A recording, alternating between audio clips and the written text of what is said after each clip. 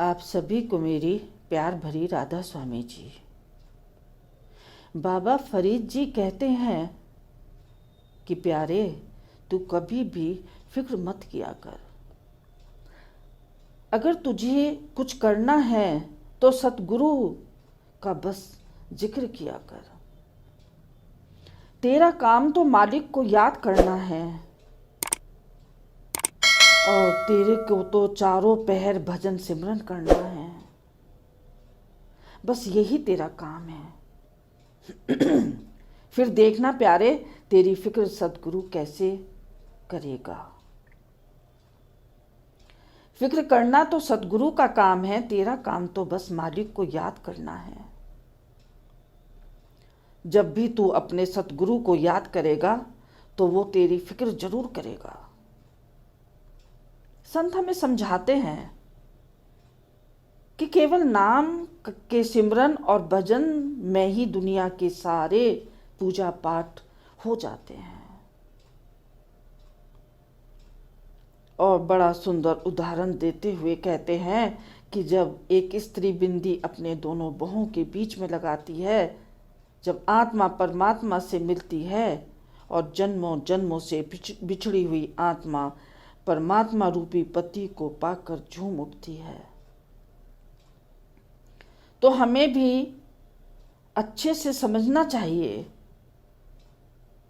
हमें भी अपने मालिक की भक्ति करके अपनी आत्मा को उस परमात्मा से मिलाप कराने की पूरी पूरी कोशिश करनी चाहिए। लेकिन ये तभी संभव होगा जब हम करनी का रास्ता अपनाएंगे, जब हम उस मालिक की भक्ति निस्वार्थ भाव से करेंगे तो मालिक जरूर हमारी भक्ति की लाज रखेगा। कहते हैं जब अमृत बेले सतगुरु होका देते हैं, हमें देखने आते हैं कि कौन भजन में बैठा है, कौन सो रहा है, तो उस समय गुरु के साथ काल पुरुष भी होता है। कहते हैं कुछ रूहें तो उठ जाती हैं और कुछ फिर से सो जाती हैं। ऐसे ही एक बार सतपुरुष और काल जब रूहों को जगाने के लिए निकले तो किसी ने काल से पूछा कि तुम्हारी चादर में ये छेद कैसे पड़े हुए हैं। तो काल बहुत शर्मिंदा हुआ। फिर काल ने बताया कि जब सतगुरु रूहों को जगाते हैं तो मैं अपनी चादर से सब रूहों को ढक देता हूँ। उनमें से कुछ रूहें उस चादर में से निकलकर भजन सिमरन के लिए उठती हैं तो मेरी चादर में छेद हो जाते हैं। तो महाराज जी कहते हैं कि भाई, मन को मारना सीखो और काल की मन रूपी चादर को उखाड़ कर फेंको और अमृत बेले में भजन सिमरन करो। मन को मारना सीखो। बस बाकी तो महाराज जी अपने आप करवाते हैं। हमें तो बस और मन को मारना है। महाराज जी बड़ा अच्छा उपदेश देते हैं। कहते हैं कि भाई, गुरु राजी तो करता राजी, कर्म काल की चले न बाजी। स्वामी जी महाराज के वचन हैं। कहते हैं कि जिस जीव पर गुरु खुश हो जाता है तो समझो कि सारी कायनात खुश है, सारा जहान खुश है, कुल मालिक खुश है। उस जीव के ऊपर तो मालिक की विशेष कृपा होती है। पूरे संसार में कोई उसका बाल भी बांका नहीं कर सकता। और कहते हैं कि अगर गुरु खुश है तो धर्मराज भी कुछ नहीं कर सकता, ना यमदूत कुछ बिगाड़ सकता है। इसलिए कहते हैं गुरु को समझो, उसकी दया को समझो। दुनिया से प्यार करना छोड़ो, बस गुरु से प्यार करो। और संतों ने तो यहाँ तक कहा है कि भाई काल भगवान भी गुरु के शिष्यों को छेड़ नहीं सकता। गुरु के शिष्य के पास फटक नहीं सकता, डरता है गुरु के शिष्यों के पास आने से। कहते हैं कलयुग में मुक्ति के 3 उसूल हैं। पहला उसूल अव्वल गुरु है, दूसरा सत्संग है और तीसरा नाम की कमाई है। इसलिए संत हमें बार बार समझाते हैं कि भाई 100 काम छोड़कर बस और बस मालिक का भजन करो। संसार में सभी जीवों को उनके कर्मों के अनुसार फल देने की जिम्मेदारी परमात्मा ने काल को सौंपी है। लेकिन जिन्होंने पूरे गुरु से नाम लिया है, उनके कर्मों का हिसाब खुद सद्गुरु करते हैं। जन्मों जन्मों के पापों से हमारा मन काला हो गया है, हमारे कर्म खोटे हो गए हैं, इसलिए हमारा मन मालिक में नहीं लगता, भजन सिमरन की तरफ मन जाता ही नहीं। हम जब भी भजन सिमरन में बैठने की कोशिश करते हैं तो ये जो संसार की तृष्णाएं हैं, संसार की आशाएं हैं, ये मन को टिकने नहीं देती, भजन में बैठने नहीं देती। बार बार मन को खींच कर बाहर ले आती हैं। संतों का कहना है कि भाई एक योनि में मृत्यु के बाद जीवों को धर्म राय की कचहरी में पेश किया जाता है और फिर जीव के कर्मों के हिसाब को देखकर उसे दूसरी योनि में धकेल दिया जाता है।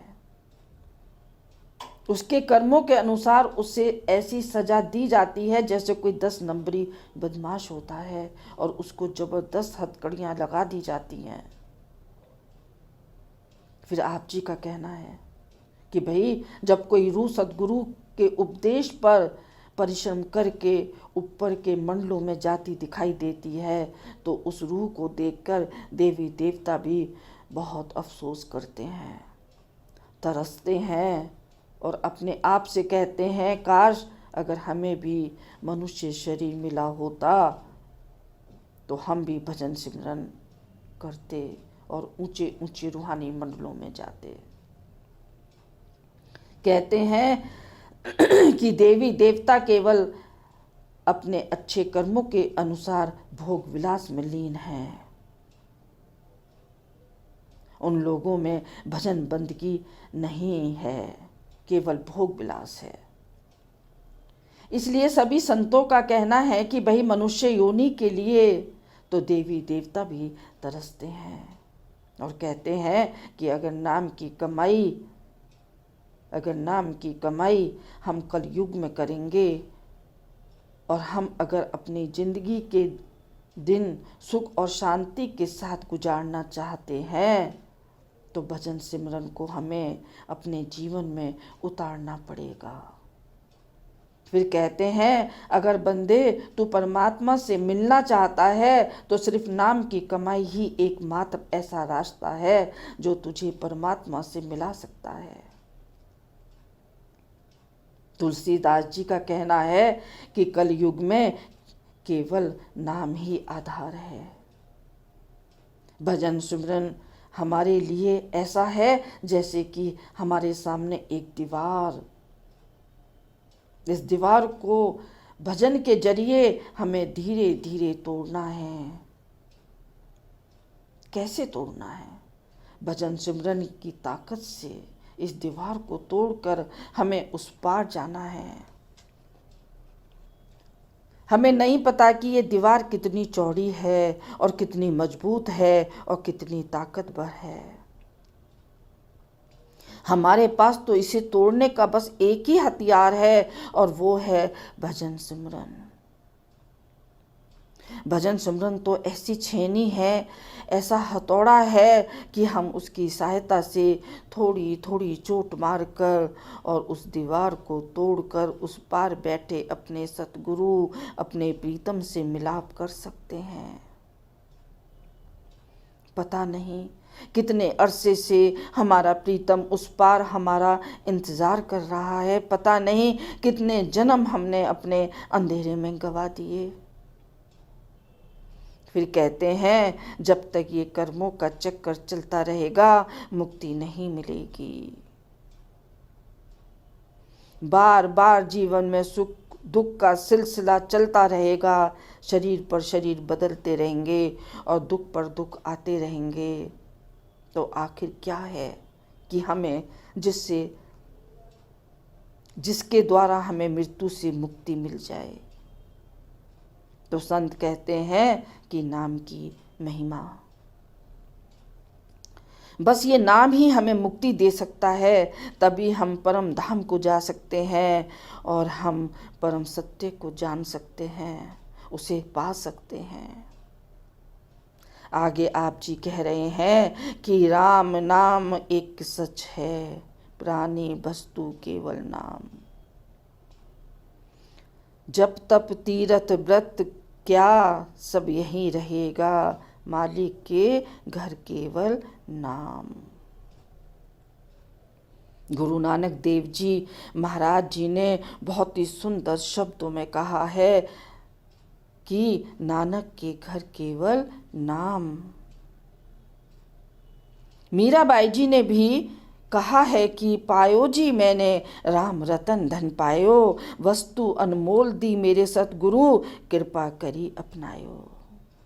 पायो जी मैंने राम रतन धन पायो। कबीरदास जी ने तो और भी सुंदर लफ्जों में फरमाया है कि राम नाम की लूट है, लूट सके तो लूट, अंतकाल पछताएगा जब प्राण जाएंगे छूट। संसार में सभी जीवों को उनके कर्मों के अनुसार फल देने की जिम्मेदारी परमात्मा ने काल को सौंपी है। लेकिन जिन जीवों ने पूरे गुरु से नाम लिया है उनके कर्मों का हिसाब खुद सतगुरु करते हैं। सतगुरु का सिमरन हमारे पास ऐसा शक्तिशाली सूक्ष्म हथियार है जो हमारे आंतरिक मंडलों में आत्मा की हर प्रकार की विरोधी शक्तियों की रक्षा करता है। सतगुरु के नाम के सिमरन में परमात्मा की शक्तियां समाई होती हैं। कहते हैं कि भाई ये जो सिमरन है ये बंदूक की गोली के समान है, इसका तो प्रभाव भी बड़ा अचूक होता है। गुरु के नाम के सिमरन से ही हमारे सब पिछले कर्म नष्ट हो जाते हैं।